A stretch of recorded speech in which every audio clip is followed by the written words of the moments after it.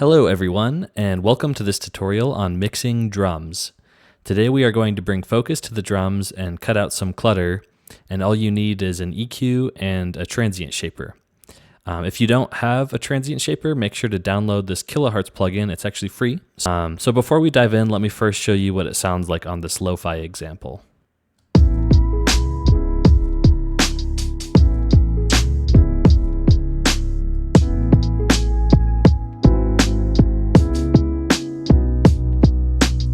Next, let's take a look at what this rack actually does for this example snare track. So if we were to turn the rack off, we could hear that the snare sounds like this.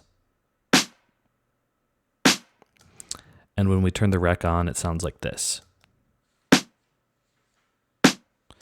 So first off, the fundamental is a lot louder, and also we've dampened the tail, kind of like the reverb tail of that snare.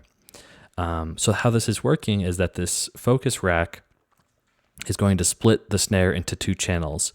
The focus channel, which is really just a bandpass filter centered around 200 hertz in this case. You could tune it anywhere you want, but it's tuned there. And then there's a transient shaper on those focus frequencies. Let's wait to dive into how the unfocus works, but it's essentially going to be the exact opposite, where it's everything that is not contained in this bandpass filter. And that also has its own transient shape. And in the example for this snare, actually what's outside of that 200 hertz bandpass is a lot more dramatic. So if we were to bring up the sustain of the unfocus, we'd start getting a really like trashy sounding snare.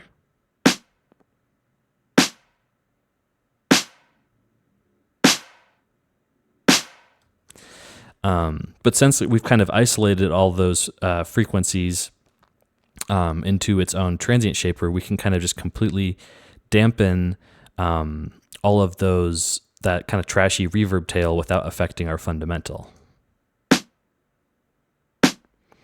And likewise, we could either kind of kill the fundamental by bringing down this attack,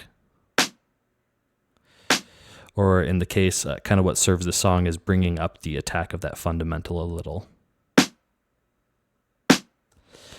We also have this transient shaper has this speed control. So both the focus and unfocus are routed to the same macro, which you can see the macro settings over here.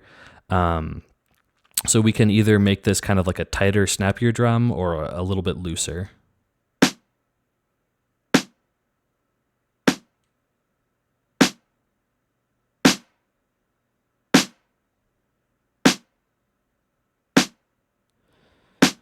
So right about there sounds good to my ear.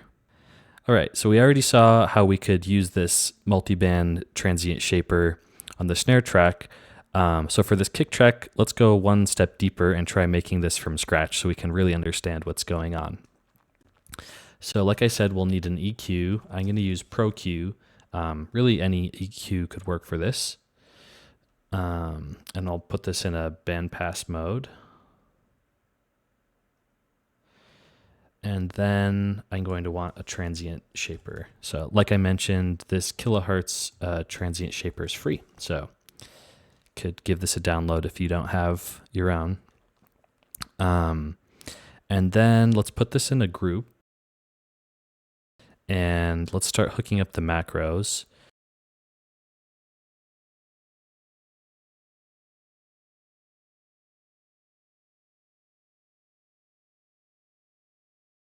That will be what's on our focus channel, and then we're going to want a parallel channel. So I just grouped this, and we can call this focus. Then I think we're going to want to duplicate this. I'll have to think about how I want to do this. Yeah, let's duplicate this, and then this other channel, which we'll call unfocus, we're going to want to invert this bandpass signal. Oops. So how I'm going to do that is first grouping the EQ, and then we are going to make a dry and I guess like wet or we can call it like inverted. So yeah, on this inverted channel, we are going to want to grab an Ableton utility can flip the phase for us. And now when we combine this inverted channel with the dry channel, we should get essentially the inverse of this focus channel. So we've kind of separated out all the frequencies that we don't want in focus. So the first thing I want to test to make sure that this multiband focus transient rack is set up correctly is that we're not introducing any unwanted distortion in this multiband split. So we can test that by recording out this kick drum channel with the rack turned off.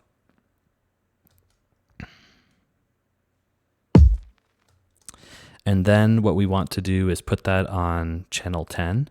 And then we're going to record out this kick drum once again with our multiband focus transient enabled, but the transient shaper is in like a neutral state with 0% attack, 0% sustain. So this should not be processing our signal at all. And we're going to verify that by dropping this on channel 11. And then if there was any distortion in these two signals, then we would notice because we've phase inverted channel 11. Or the other way of saying it is that if these signals are the exact same, then we should just get silence out when we play them together, which is true. So we don't hear anything when we play these together, so that's just showing that our rack is not introducing any distortion. With our multiband transient rack working as expected, we can move on to shaping our kick drum and cleaning up some of its clutter. So without the rack, it sounds like this. And depending on what type of speakers or headphones that you have, you might not hear under 250 hertz too well, but you can see that this kick spectrogram in our top left has a really beefy fundamental. So it sounds pretty cool, honestly, but this song already has a sub. So if we start mixing this together with the bass,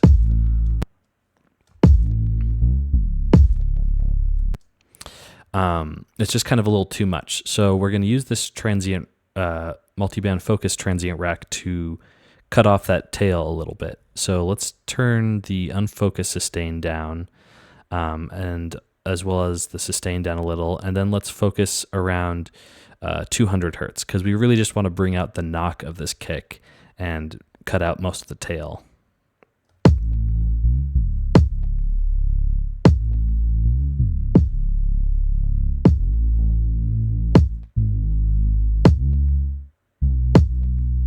That kick drum sounds pretty tight, so let's hear what it sounds like in the context of the mix to make sure it works out. I'm going to want to do an A/B test with the multiband transient rack turned on and off on all of the channels. And one tip is to use this key mapping, and I'm going to map it to the multiband transient on all my different channels so that it can just kind of be more quicker to turn these devices on and off, and your ears are going to have a better time when you toggle this quickly instead of kind of pausing and taking a couple seconds to click all those buttons. It makes a difference.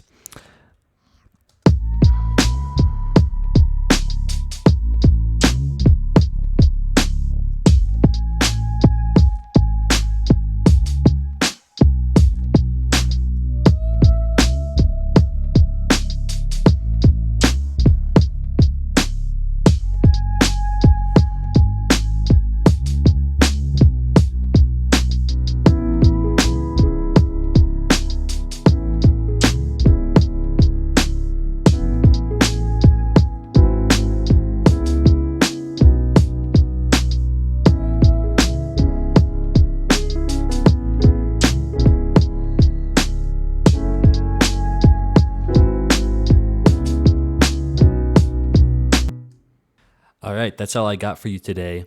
I wanted to give a quick shout out to everyone that's subscribed. We just hit 500 subscribers last week, so super stoked about that.